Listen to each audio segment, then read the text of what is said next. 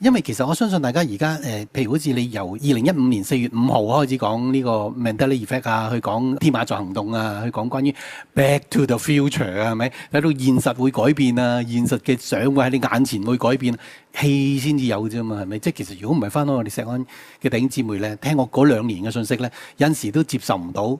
係咪將來會有呢啲嘢發生啊？係咪？但係問題可能你唔知道呢。其實喺2015年4月5號我講完 Mandela Effect 之後呢，亦講 Bernstein 呢啲呢，係咪又講天馬座行動、時空穿梭啦？又講到嘅就係時空穿梭到嘅階段，你掌管到咧街名啦、年份啦、日期啦、細節嘅事件啦，都完全係被掌管而控制到呢，遺留喺歷史當中去印證我哋噶嘛。早喺2年前，2015年4月5日。天馬座行動第4篇，耶和牧師按住神賜予嘅啟示，研究但以理書7章嘅第4獸，即歷史嘅10王，以及將要崛起嘅敵基督。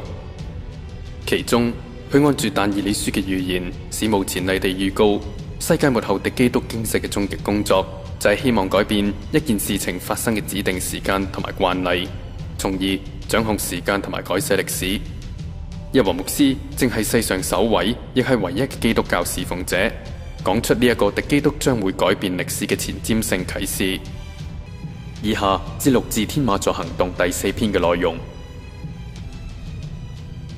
好啦，跟住佢講咩呢？至於那10國，就是從這國中必興起嘅10王，後來又興起一王，與先前嘅不同，他必制服3王。他就係呢個敵基督，必向至高者說誇大嘅話，必折磨至高者嘅聖民。見唔見啊？呢度已經係講明咗末後啟示錄所講嘅一件事件，就係佢做嘅工作呢，就係似翻當年撒旦對付亞當夏娃嘅工作。撒旦打唔打敗到神啊？打敗唔到，但係佢可以折磨亞當夏娃咯。係神最愛所創造嘅兒女，佢最開心啊！所以變咗喺末後日子嘅時候呢，原來撒旦係會做呢樣嘢，佢就會爭戰兼夾去折磨至高者嘅聖民，必想改變節期和律法，聖民必交付他手1載、2載、半載。然而審判者必坐着行審判，他的權柄必被奪去、毀壞、滅絕，一直到底。嗱，呢個就係講呢個敵基督佢個情況係咪末世嘅情況？聖經裏面其中一節咧，可以話讓我誤解最多年嘅其中一節咧，就係呢一節。因為點解咧？我真係誤解，因為佢譯得真係好拗教。佢話乜嘢咧？再睇清楚啦！呢度明明係講敵基督會做嘅嘢啦，但係就係譯錯，可能真係有敵基督嘅手段喺度，所以佢譯錯，所以我哋唔知道敵基督其實做乜嘢。佢話第20節，他必向至高者說誇大嘅話，必折磨至高者嘅聖民啦，必想改變節期和律法。其實又唔係節期，又唔係律法，佢大過節期嘅。佢呢度所包含嘅嘢係大過律法嘅。呢個係狹義地將佢譯咗，而唔係廣義地去講嘅。因為點解咧？因為如果你唔知呢節聖經，你唔知道今日我哋其實有幾逼近世界末日啊，逼近到幾大啊！呢度第一節期呢個字呢，唔係節期，因為節期呢個字喺聖經裏邊呢係有另一個字，就係 strong number 4150嗰個節期嗰個字呢，肯定係就係用佢譯節期嘅原因，因為嗰個字出現223次都係講節期嘅。OK 啊，所以係有專一個字呢，呢個無意呢係講節期嘅。專一有一個字，呢度呢個字呢係 strong number 呢2166咧係 Seaman 呢個字只係出現11次嘅啫。其實唔係講節期嘅，佢係大過節期嘅，佢個範圍嚇。呢個字好得意嘅，呢一章聖經話俾你聽咧，呢一段經文係同咧以斯拉相關，因為裏邊有好多字咧係以斯拉呢一卷書卷出現過嘅。呢個字咧出現11次，一次咧就喺以斯拉第5章第3節，另外10次都係但以理書。所以你根本係冇辦法除以斯拉之外揾第2卷書卷去已經解翻呢個字點解 ？OK， 簡單嚟講咧，呢個字咧就係一件事件發生嘅指定時間。當然啦，如果一般俾出邊嘅牧師量佢都唔知，咁有咩分別啫？咁個分別好大，呢個聖經嚟噶嘛，佢特登用咁樣嘅分係有好重要嘅原因嘅。當我哋想講呢個字嘅解法嘅時候，我哋再講另一個字先，然後一齊去解佢。第二個字咧就係改變呢個字。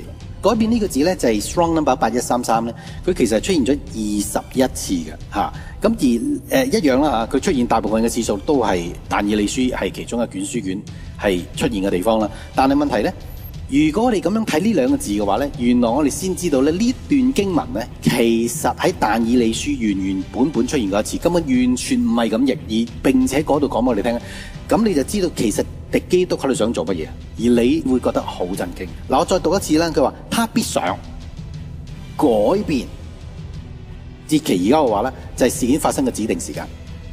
和律法其實就唔係律法，其實係 law 定律、定例啊。因為呢個字其實喺聖經裏邊咧係又係次次出現都係講緊係定例嘅。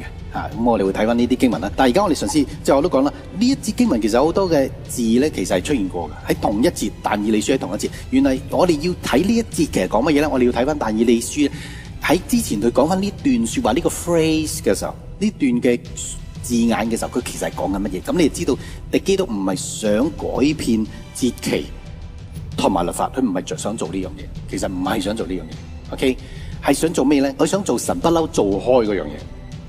就係搶咗神控制時間嘅權力嘅。點解咧？因為喺但以理書第2章第21節咧，就係但以理咧，佢話俾我哋聽咧，神啊，佢點解稱為神？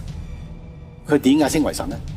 但以理書第2章，我哋由第20節讀起啊。但以理說神嘅名係咪係神啦？我哋嘅神啦，是應當稱頌啊！從亙古直到永遠，因為智慧能力都屬乎他。他改變，冇錯啦，就係嗰個改變嘅字。然後跟住下一個字咧，又係就係但以理書嘅。他改變時候、日期、廢王、立王，將智慧賜予智慧人，將知識賜予聰明人。呢度講係神能夠完全掌管咗時間嗰種權利啊！嗱，留意咯，我曾經同大家講神係穿梭時間去做嘢噶嘛，係咪？咁呢節聖經咪證明啦，因為佢唔係話佢設定時間日期，佢改變。呢度唔係講節期噶，係佢改變咗嗰件事發生嘅日期噶嘛。即係話神覺得唔滿意呢個日期，佢翻去過去去改變佢嘅日期啊。佢由亙古到現在都做緊，我唔係設定，記住，佢係改變。呢度係用呢個字。OK， 即係話本來可能我以前係8月14號出世嘅，咁神佢改變咗我9月1號，佢有個權力，佢有咁嘅能力去做呢樣嘢，佢亙古至到永恆我都做緊呢樣嘢。呢個就係神專利能夠做到，而敵基督想做啊。OK， 就係控制時間。Back to the future。而家我哋再讀翻但以理書第7章咧，第25節，你知道你真係好立亂喎嚇。他必向至高者說誇大嘅話，必折磨至高者嘅聖民，必想改變節期和律法喎。律法係咩啊？其實原來唔係呢個所謂律法呢個字嚟嘅。呢個字咧就係其實喺 strong number 咧1882呢個字。就係一件事咧，以前因為佢發生嗰個日期，而從此就變成定例啊，就係咁解啦。即係譬如舉個例，喺石安教會，大家都有個麻誕噶嘛，所謂係咪9月1號啊嘛，係咪嚇？嗰個係個定例嚟噶嘛，已經近呢幾年係咪？因為點解？因為當年嘅1961年9月1號我出咗世啊嘛，咁所以個每一年嘅定例都慢慢越嚟越去到9月1號咧，都會話我慶祝生日噶嘛，係咪定例啊？係定例，佢講緊呢個啊，佢唔係講緊律法，佢講緊嗰個時間設定咗個定例。當佢改咗之前嘅日期，咁跟住之後個定例係咪改咗啊？係改咗，所以你要睇呢個係喺聖經裏面一路講係慣例嘅啦。即係呢個字咧，定例呢個字咧，以斯拉出現過6次，喺但以理書出現過8次。咁我哋睇翻但以理書佢出現嘅時候係講緊乜嘢？但以理書第6章第8節。佢話王啊，現在求你立這禁令加蓋玉璽，使禁令決不更改，照馬代和波斯嘅例是不可更改。呢個字原文係慣例咁解，即係話以前設定咗，而家已經慢慢一年，因為喺當年設定咗，所以而家係成為一個慣例，一個定例。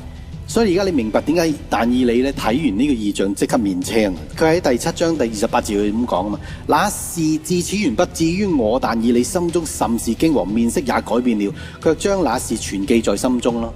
點解佢會驚咧？因為件事太可怕，竟然有人會諗到就話控制時間。